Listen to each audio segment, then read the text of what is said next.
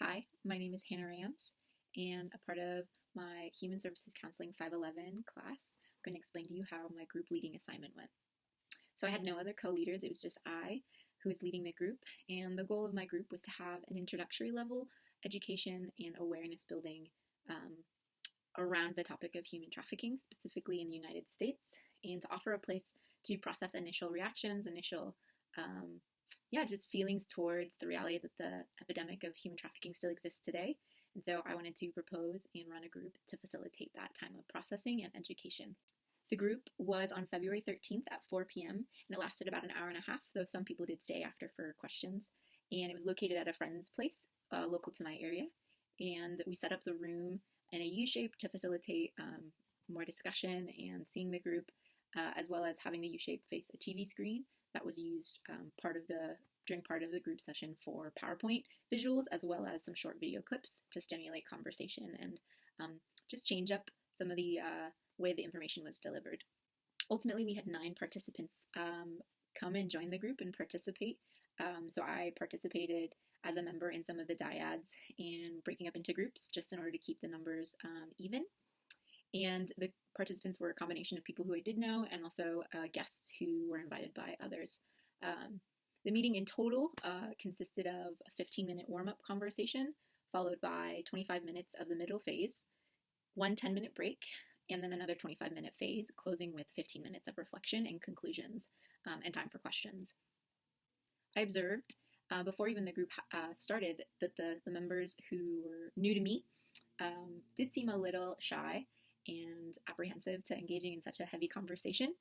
So in light of observing that, and before the warm-up started, I just kind of set the ground rules and set a norm for what to expect and the purpose behind this group, and just wanted to not only acknowledge how heavy this topic is, but wanted to give space for recognizing that this is an uncomfortable topic for some people, and I recognize that, and their feelings of uncomfortableness are normal and to be expected, honestly. And so I was able to set that norm, as well as just the expectation for participation and to spend time in reflection. Not trying to spend too much time on rules in setting the initial norm for the group. I kind of used the icebreaker as another way to affirm a value I was hoping to see in the group, which was for honest reflection and honest reaction to things. And so the icebreaker was our beginning phase of the meeting, where I had each participant say their name, what their occupation was, and then answered the following prompt. When I hear human trafficking, I think blank. And so really wanted to encourage participants to be as honest as possible and to not fear judgment from other group members or from me. So it was a great opener to just hear where some people are coming from, how much they may or may not know, and some myths that they actually, or misconceptions that they had about trafficking. So it was very insightful for me on where to focus on in the education areas for the rest of the middle phase. Transitioning into the middle phase, I just let the group know that I would be showing PowerPoint visuals and some short clips of testimonials from survivors of human trafficking. So just kind of gave them a trigger warning of if anything was shared that was a little bit too hard to sit into. It gave them space to take a step out of the circle, but reminded them that in 25 minutes or so, there would be a 10-minute break where they could take inventory. So encourage them to take that break at the time that was set. And then proceeded into the educational content, where I shared some statistics and some visuals along those statistics just to help them sink in deeper. The first testimonial video that was shared regarded a couple different women's stories on how they were introduced into the sex industry, and just kind of displayed how different each woman's experience was, and it wasn't kind of this archetype, stereotype type of story, of narrative. And so from that first video, I started the first reflection and had the participants break up into dyads to process with a partner, and was able to use that time to reflect on what their previous answers were. When I think of human trafficking, I think this. And so it's kind of to acknowledge the myth, or maybe the misconception or the stereotype they may have believed about what a trafficked victim looks like, and led into some really good conversation and reflection. After the 10-minute break, we continued on with seeing a couple short clips and even breaking into just splitting the groups in half and doing some compare and contrast on some of the stories we had heard, and some action steps on, okay, here's this information. I'm not going to leave you stranded with just the weight of this reality. And that led into some other short clips and statistics and resources for the group, and gave the group really practical ways that they could continue to educate themselves and continue to to learn about this, but also how to support groups that are already making an effort or to get involved, how to get involved themselves. My own self-assessment, initially I recognized I was speaking too fast. I was nervous to spend too much time on one thing or to just not honor the time commitments I had set in my pre-planning stage. And so I found myself talking too fast, and I actually took a look. I had a clock in front of my laptop so I could see where the timestamps were and noticed that I was going way too fast. And so kind of just took a deep breath and said, hey, I feel like I'm speaking too fast.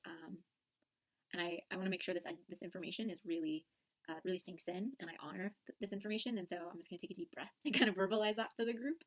In the participating with the dyads, something I did in the group was actually I chose to partner up with one individual in particular who, from their body language, I could tell they were just uncomfortable and sad. They were just really frowning and really, just arms crossed and just like they were nodding and following me, but were not really very vocal when we were sharing as a group.